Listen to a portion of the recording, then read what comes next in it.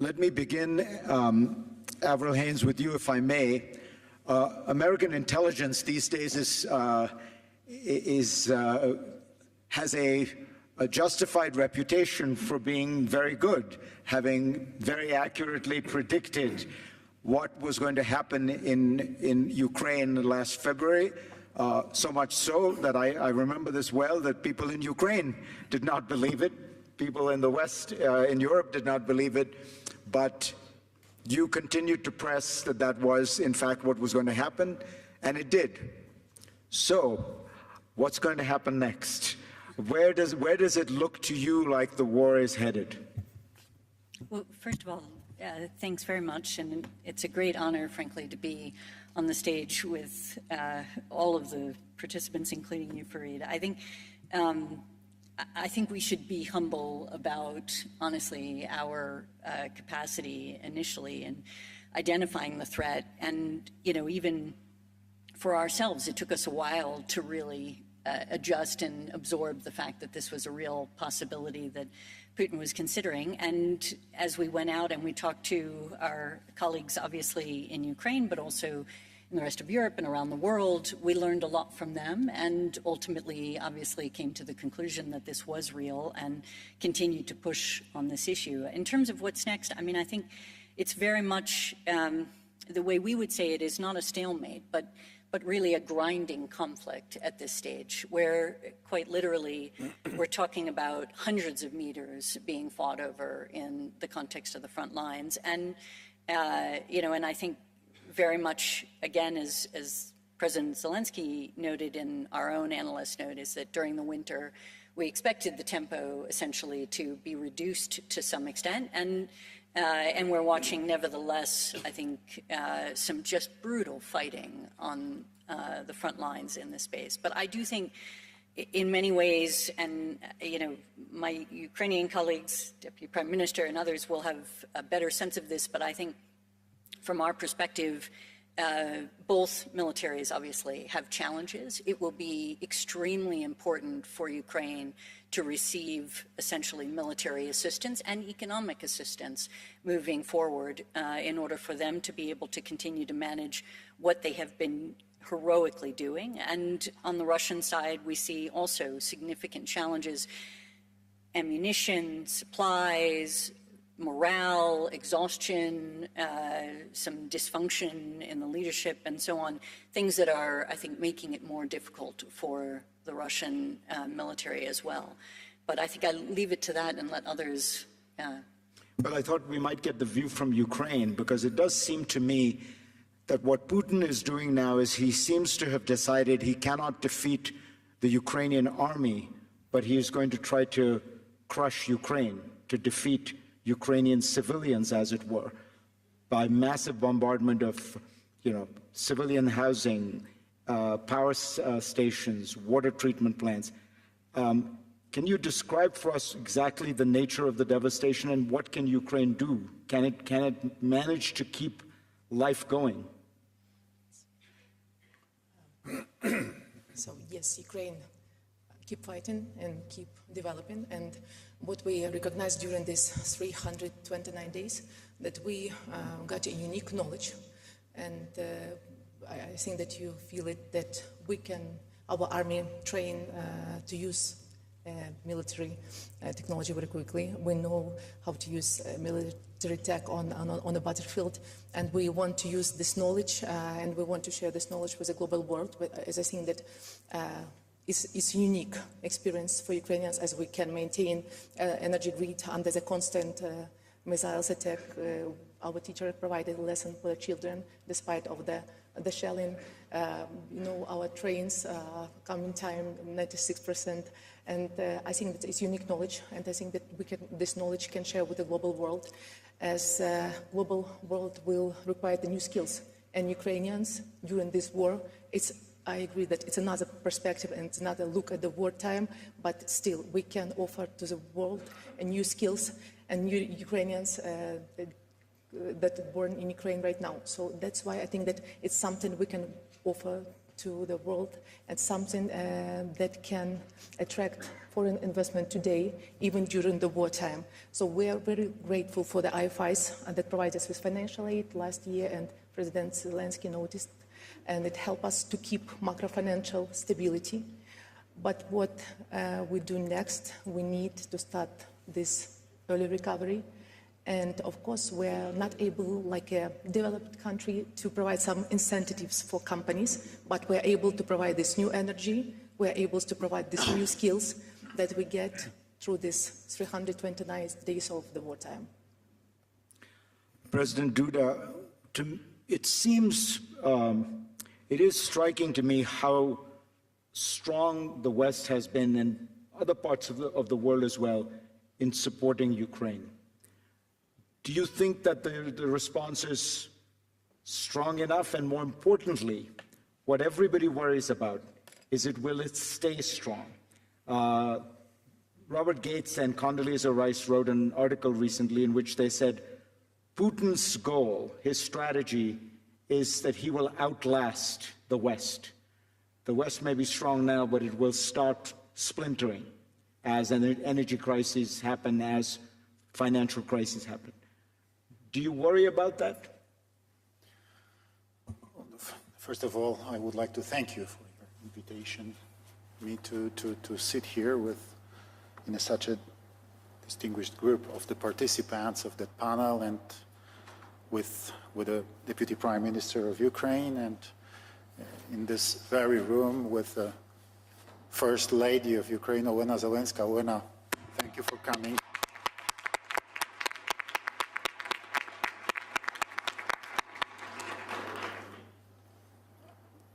I know that here in this room there is a lot of real friends of Ukraine. I see also the President of Latvia, Egils Levits. Egils, thank you for coming. Ukraine, I know very well that, I know very well, not only because we are talking about it all the time here, but I know very well because 6 days ago, I talked in Lviv with Volodymyr Zelensky, and I know very well that Ukraine needs weapon, as I said yesterday, and once again, weapons. Weapons are crucial now because this war is really very difficult. This is not the end of the war. Russia is not defeating.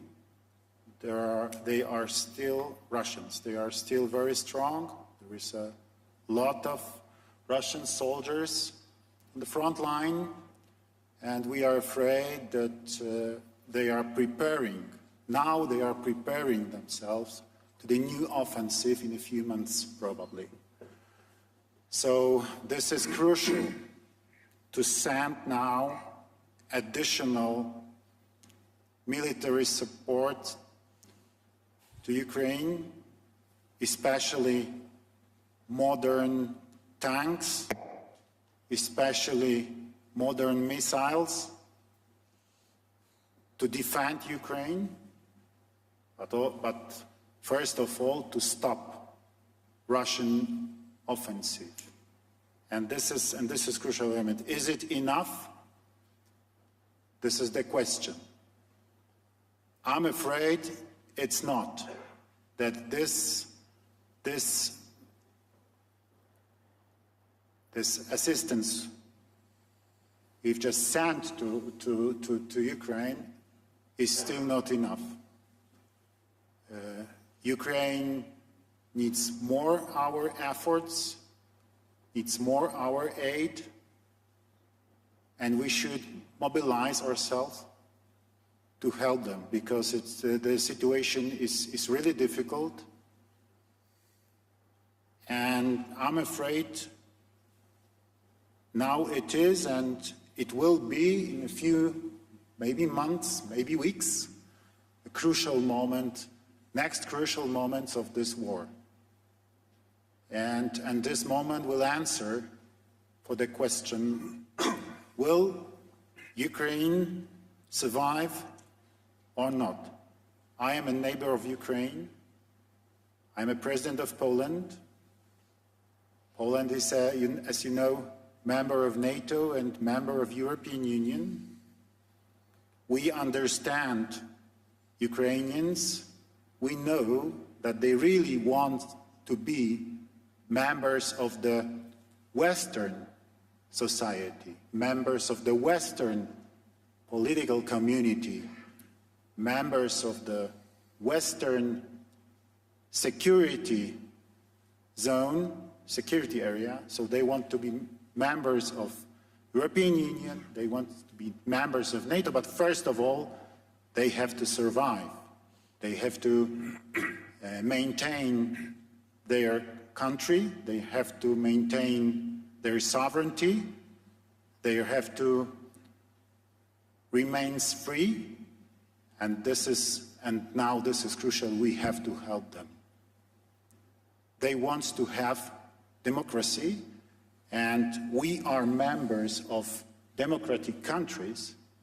So for us, this voice of Ukrainian society, should be crucial. Is to be part of the real European society and part of the North Atlantic society. We should hear them. We should listen their voice. Thank you.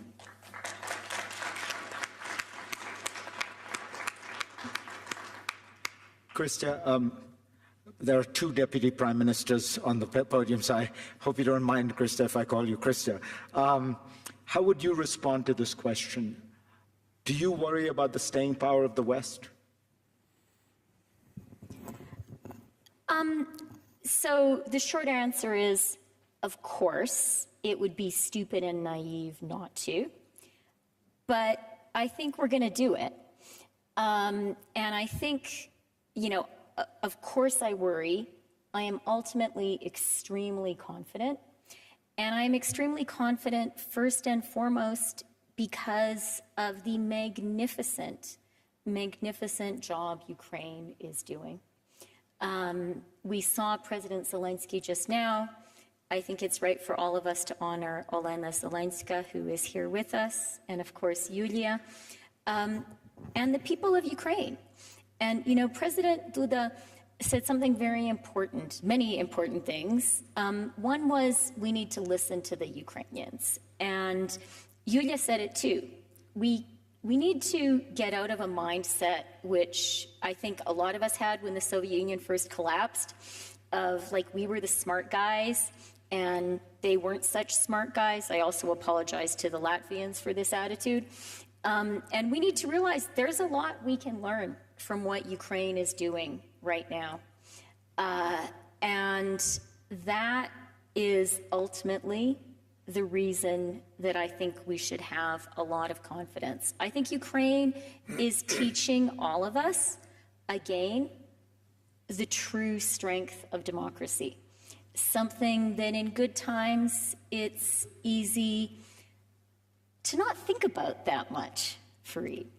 And I think what we see in Ukraine is people who are free, people who understand what they're fighting for, and I think very critically, people who have social solidarity.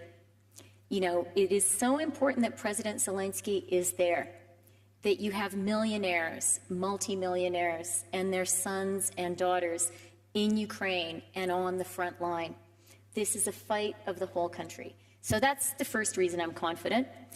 But the second reason I'm confident is, President Duda quite rightly pointed out that this is a fight ultimately about values, and it is. But I think we in the West also need to understand that victory that President Zelensky spoke about and that time which he said we need to use, it's not about doing Ukraine favors that we're talking about. Supplying Ukraine with weapons, and as President Zelensky very crucially pointed out, supplying Ukraine with the money it needs to win the war, is ultimately in our own self-interest. So I'm a finance minister, and if you were to say to me, what is the one thing that G7 finance ministers, G7 governments this year could do that's actually in our power, right? We don't control COVID. We don't control global supply chains. We don't control whether there will be immaculate disinflation or not. One thing where we have some real practical levers is we can help Ukraine win clearly, definitively. And if we do that, if that happens this year, you know it as well as I do, Fareed, that would be a huge boost to the global economy. So I do think Ukraine is going to win. I think Ukraine is going to win because the Ukrainians have shown total commitment and determination, and they've shown they're smart. I think we're going to win because our people, I think, which is so often the case in democracy, people are smarter than their leaders. Certainly speaking for Canada, Canadians got this on day one. They understand that we need to stand up for democracy and democratic values, but they also understand our economies, our security, the fact that nuclear deterrence actually works. All of these critical things are really being decided on the battlefields of Ukraine right now. So I am, of course, worried. We would be stupid not to be, but I am ultimately profoundly confident. Mr. Secretary General, you heard the President of Ukraine say he would like to be a member of NATO. Will you let him in? NATO's position remains unchanged, and that is that Ukraine will become a member of NATO. Then, of course, the main focus now is to support Ukraine, to ensure that Ukraine wins the war and prevails as a sovereign, independent, democratic nation in Europe. And that's the reason why NATO allies partners are providing unprecedented military support to Ukraine, and why I'm traveling around to NATO capitals and calling on them to do even more, and why I welcome the recent announcement of more armor, more advanced air defense systems, most recently by Canada with 200 armored vehicles, and also Poland delivering more weapons, and of course the US leading all these efforts in this what we call the contact group, or the support group for Ukraine. And as Krista just said, it is extremely important that President Putin doesn't win this war. Partly because it will be a tragedy for the Ukrainians, but it will be very dangerous for all of us. Because then the message to authoritarian leaders, not only to Putin, but also other authoritarian leaders, is that when they use brutal force, when they violate international law, they achieve what they want. And that will be a very bad and dangerous lesson. It will make the world more dangerous and us more vulnerable. And that's the reason why, if we want a negotiated peaceful solution to the war in Ukraine, we need to provide military support to Ukraine. That's the only way. Weapons, they are the way to peace, and that may sound like a paradox, but the only way to have a negotiated agreement is to convince President Putin that he will not win on the battlefield. He has to sit down and negotiate. Nobody knows how this war will end. Most likely it will end around the negotiating table. What we do know is that what happens around that negotiating table is totally dependent on the strength of the battlefield. And if we want Ukraine to prevail, then they need the military strength. Then let me add one more thing, and that is that we are all encouraged, inspired, we admire the Ukrainian people, the Ukrainian political leadership, the Ukrainian armed forces. At the same time, I think it's very dangerous to underestimate Russia. They have mobilized 200,000 more troops. President Putin has demonstrated a will to just sacrifice thousands and thousands of young Russian soldiers. They are now acquiring more and more weapons, reaching out to other authoritarian regimes, including Iran, and they are planning new offensives. So it is, as President Zelensky said, there is an urgent need. Time matters. We will meet in Ramstein, NATO allies in the US-led contact group for Ukraine with all the many partners. And the main message there will be more support, and more advanced support, heavier weapons, and more modern weapons. Because this is a fight for our values, this is a fight for democracy, and we just have to prove that democracy wins over tyranny and oppression.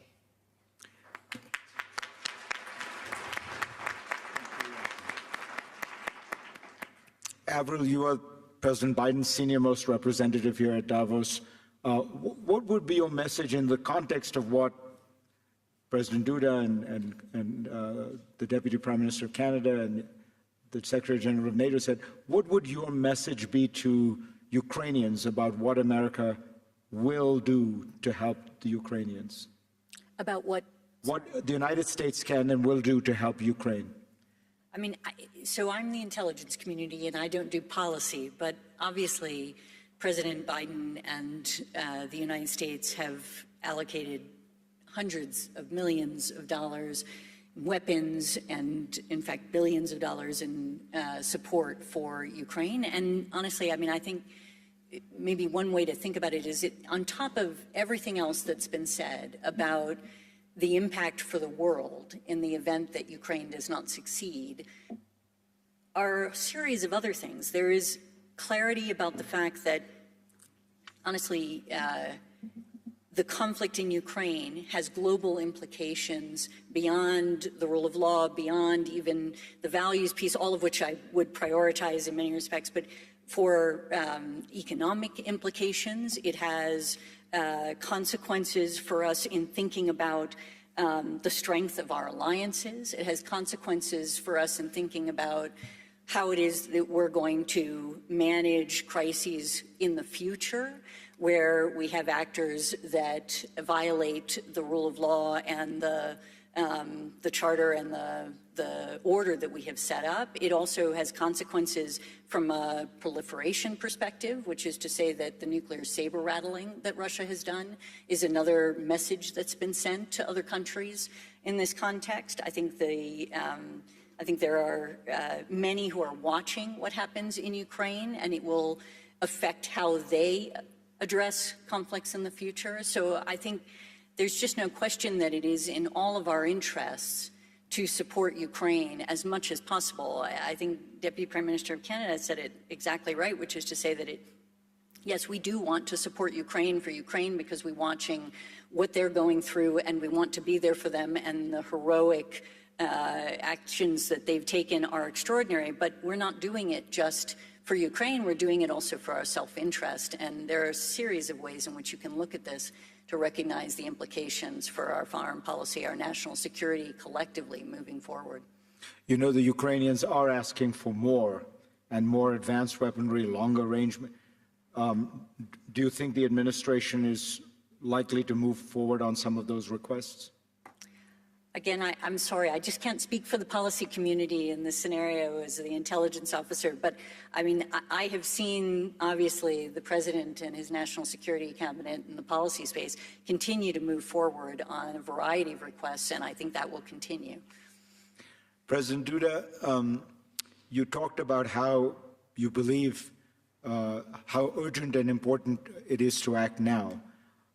But I do want to ask you a little bit more about this question of the staying power, partly because your country has done an extraordinary job that I think sometimes we don't adequately recognize. You've taken in over 2 million Ukrainian refugees, and there are no refugee camps. These are all people who are being housed individually by individual Polish families in their homes. Do you think this can go on for years? I mean, you're a politician, you understand, do you get the sense the Polish people are getting tired of playing the role of host to all these refugees? Well, thank you. Thank you very much for this very important words, because I want to stress that I'm really very proud of my compatriots, Polish people,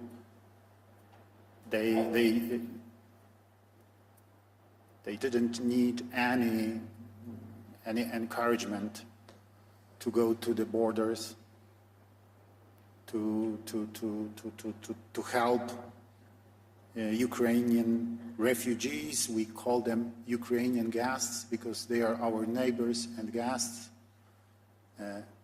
They are in very difficult situation, but we fully understand that if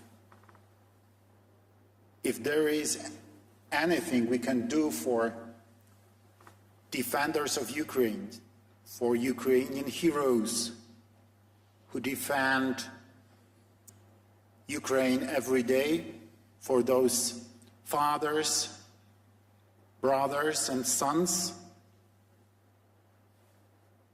we should protect their families, their wives, their children, their sisters, carry on them, and we are trying to do our best. As a neighbors, and this is something we know very well. Yes, this is something we treat as a natural thing, as a normal behavior. This is the first. Second is assistance. Poland remains committed to continuing to provide Ukraine with military equipment. Ukraine needs to defend its sovereignty, to defend its independence, to defend its border, and to, I hope, to win this war and to defeat Russians. Because this is a crucial element. So I'm very grateful, Mr. Secretary General, dear Jens, for this very important words you said a minute ago. Because, as I said before, we talked with President of Lithuania, with Gitanas Nausėda. We talked, we had a meeting in Lviv 6 days ago. We called this forum Lublin Triangle, Lithuania, Poland, and Ukraine. So there was a meeting of 3 presidents. And we talked about the coming NATO summit in Vilnius, yes? And we said to Volodymyr Zelensky, Volodymyr, we can assure you that doors to NATO are still open for Ukraine, and we support your future membership in NATO. Volodymyr said, okay, guys, thank you very much. I'm really grateful, but listen, frankly, I don't want to hear the same story once again, okay? I need guarantees. I can understand that you can't agree on our full membership in NATO now because we have war. And taking into account Article 5 of the North Atlantic Treaty, it's impossible, and I understand it, he said. But I need guarantees. I need guarantees for my country. I need guarantees of security. And please talk with your NATO allies, because we need it. We need it immediately. And if you decide to give us these guarantees during the upcoming NATO summit, it will be real success. Success of NATO and success of Ukraine. And this is crucial. So Mr. Secretary General, I will be very grateful.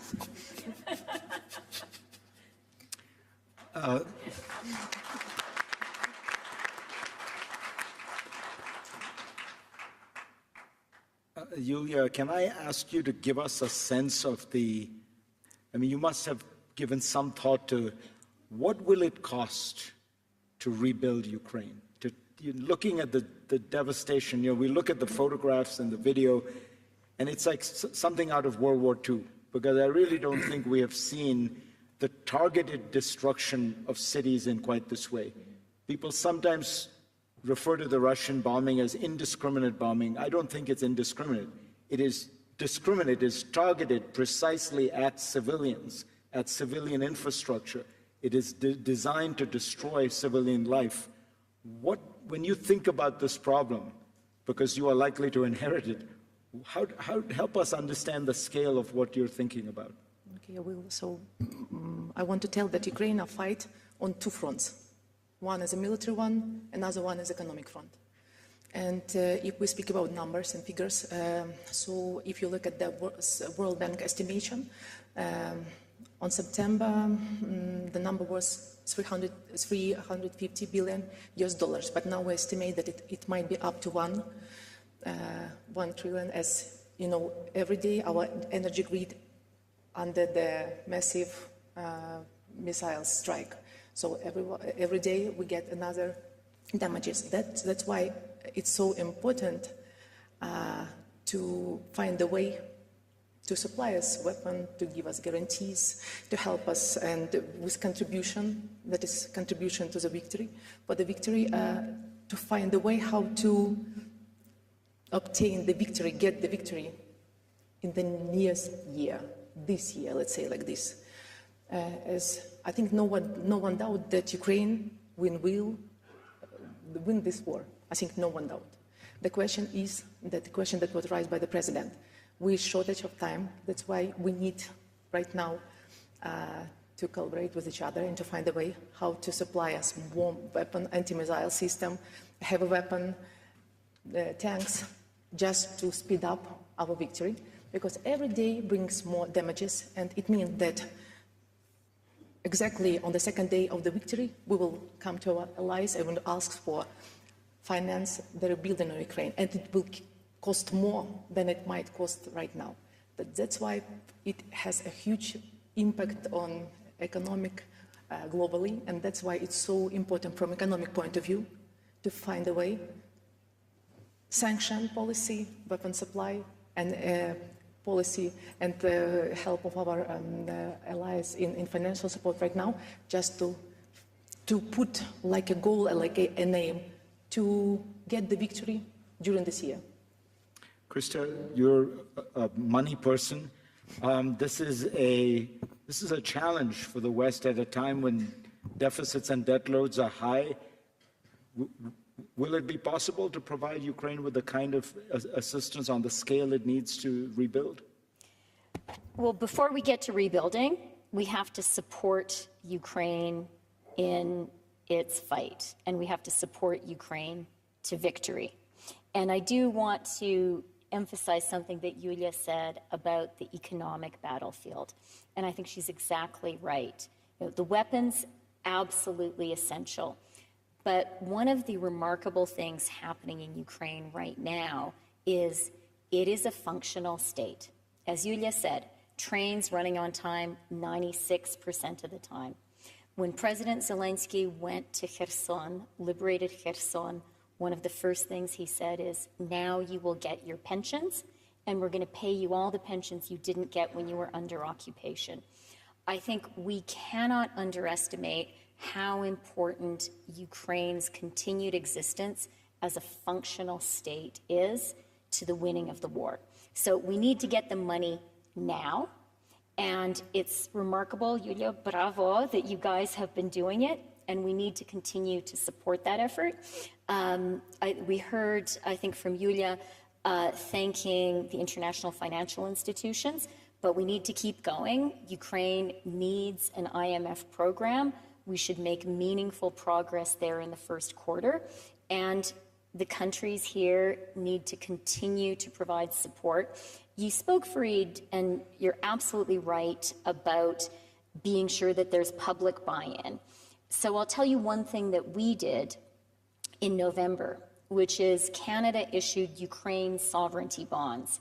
These are guaranteed by Canada's AAA credit rating. They're a Government of Canada bond, but all of the money was earmarked to go directly to Ukraine.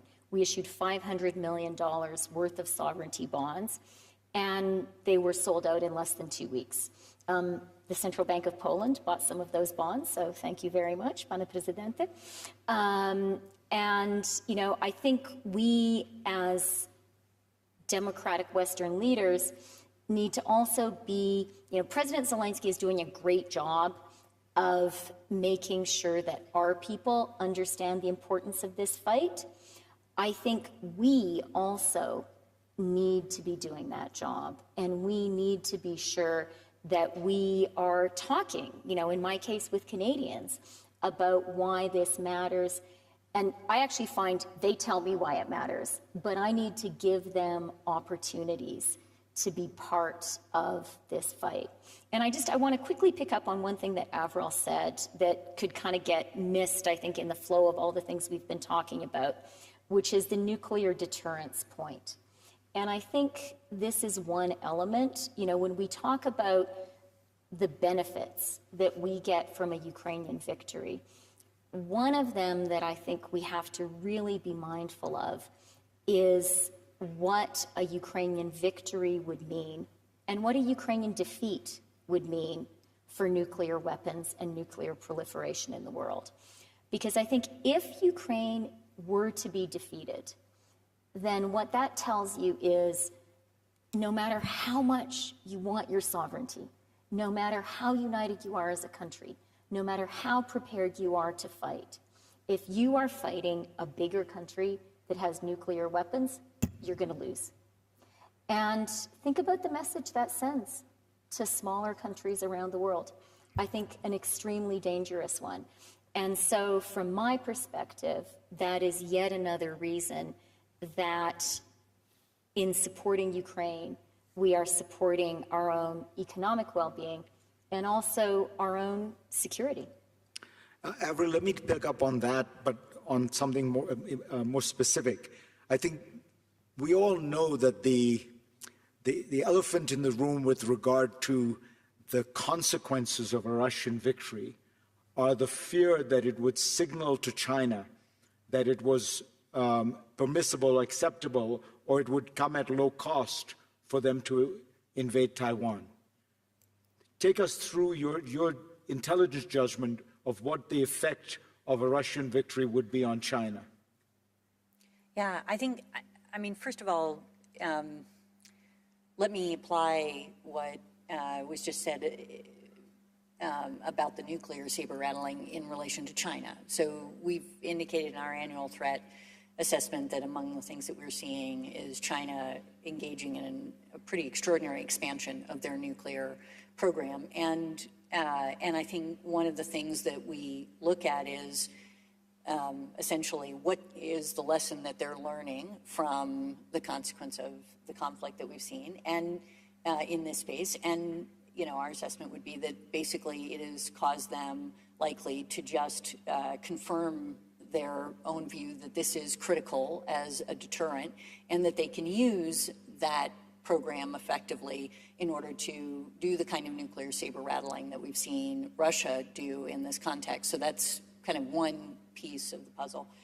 Another, to your point, is that I think, first of all, we haven't seen ultimately the final chapter in effect on this, and so we can't really give you, here are all of the lessons that China has learned as a consequence of the conflict. But I think there are a couple of things that are worth highlighting. One is that I think it is likely that we exceeded their expectations in terms of our capacity to join together, you know, as an alliance of states across the world to actually counter Russia in this space. So that would be one, and particularly on the sanctions piece. And I think one of the challenges is that sanctions in the context of Russia versus China have some interesting differences, right? So if you were to enact a significant amount of sanctions vis-a-vis China, you're likely to have greater impact on China because of its integration with the world economy. At the same time, it will also create more sacrifice, essentially, in those who are enacting those sanctions. So that's one piece of it.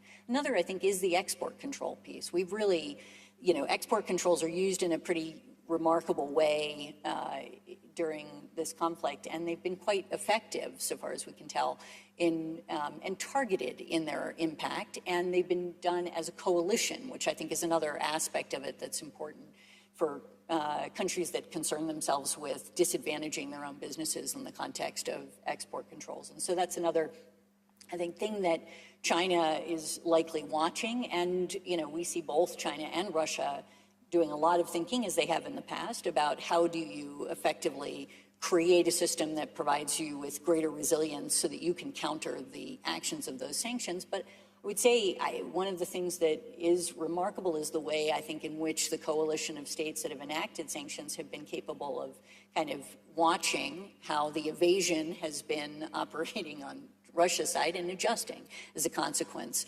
and therefore maintaining some of the pressure that exists in this space.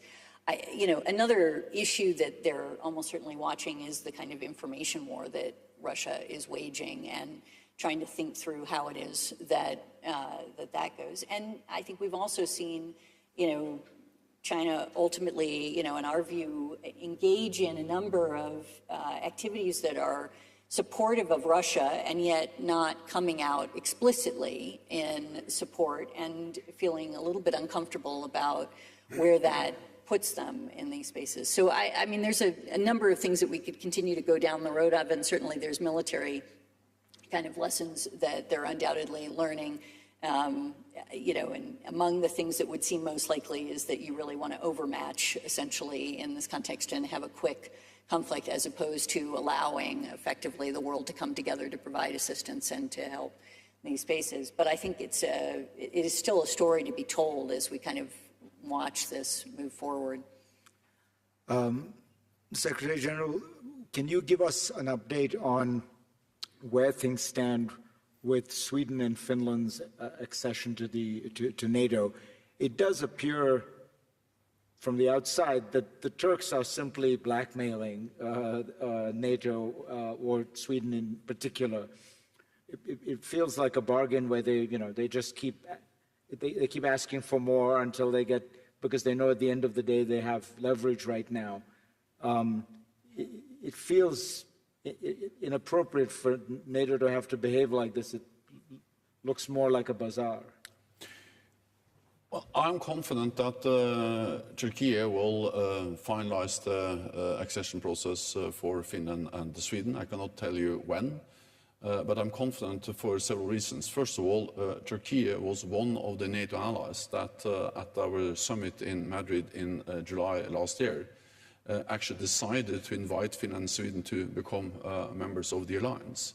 And all NATO allies, also Turkey, a few days after, signed the accession protocols. And so far, 28 out of NATO's 30 allies have already ratified. This is the quickest, fastest accession process in NATO's modern history. Normally, accession into NATO takes years. It's less than a year since Finland and Sweden applied. They applied in May, they were invited in July, and already 28 out of 30 have ratified. Second, we need to understand where we started. Weeks or a couple of months before the invasion of Ukraine, President Putin proposed a security treaty with NATO, where he actually outlined some key demands. One was that NATO should guarantee no more NATO members, no further enlargement of NATO. The other main demand was to remove all NATO forces infrastructure in all allies that have joined after 1997, meaning the whole eastern part of the alliance. Of course, we did reject those demands, but it demonstrates that the purpose, the aim of President Putin is to get less NATO. He's getting exactly the opposite. Hours after the invasion, we significantly increased the number of NATO troops in the eastern part of the alliance, including in Poland, to send a very clear message to Moscow that there is no room for misunderstanding about NATO's readiness, ability, commitment to protect and defend all NATO allies. and that is to prevent escalation, because it's extremely bad what's going on in Ukraine now. But of course, if this escalates to full-fledged war between Russia and NATO, it becomes even worse. So the increased military presence in the eastern part of the alliance is not to provoke a conflict, but to prevent the conflict, preserve peace, send a clear message of deterrence to Moscow. That is more NATO, is getting more NATO on Putin's border.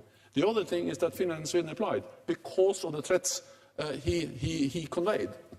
They actually realized the door was going they were afraid that the door to NATO was closing, so they asked to get in. And they will become members. And the last thing I will say on this is that Finland and Sweden are in a very different place now than before they applied. Because since they applied, several allies, including the United States, have issued bilateral security assurances. NATO has increased its presence in that part of Europe. Finland and Sweden are now, as invitees, participating in NATO's political meetings, consultations, and are more and more integrated into our military structures. So it's absolutely inconceivable that there will be a military threat against Finland or Sweden without NATO reacting. So President Putin wanted less NATO, he's getting more NATO, and that's an important message. Let me make sure we get this clear, because this is very important, because there is a window of an awkward period or a dangerous period. If Russia were to attack Finland or NATO or Sweden tomorrow, even though they are not NATO members, NATO would come to the assistance of those two countries. As what I'm saying is that it's inconceivable that we will not react. I mean, they are now not only close partners, they are invitees. They are integrated into our military structures, and we have bilateral security assurances from several allies. So we need to react. Moscow knows that. And they also know that they are now devoted most of their troops to Ukraine. So actually the likelihood for any as a military attack is very little, partly because they are so close to NATO and partly because they are now spending so much of, Russia is spending so much of their forces in the Ukraine. The last thing I'll say on Turkey is that Turkey has some legitimate security concerns. No other NATO ally has suffered more terrorist attacks than Turkey. PKK is regarded as a terrorist organization by NATO allies, by Finland and Sweden, long before they applied. And therefore, part of the agreement in Madrid was also to sign a joint memorandum between Turkey, Finland and Sweden to step up cooperation, for instance, lift all restrictions on arms exports. Finland and Sweden have done that already, and to work more closely in fighting terrorism. And that's actually something which is important for Turkey, but also for NATO allies. We have run out of time, but I want to ask we have a special guest in the audience, the founder of the World Economic Forum, Klaus Schwab. Klaus, is there anything you would like to ask or add at this moment? No, not at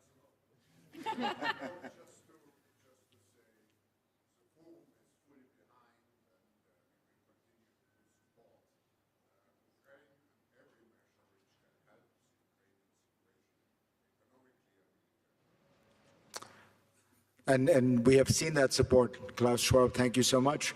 To this extraordinary panel, my thanks. And of course to President Zelensky, please tell him that we really appreciated it.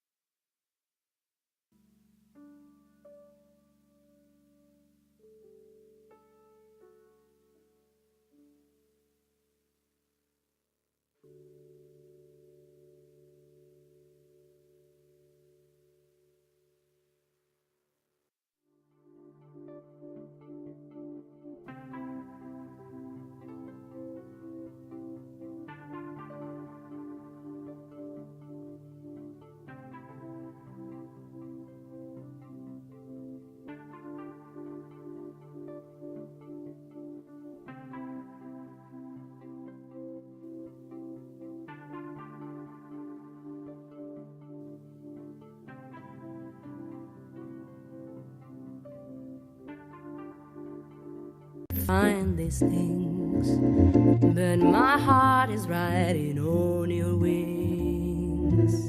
So if you see them anywhere, won't you lead me there?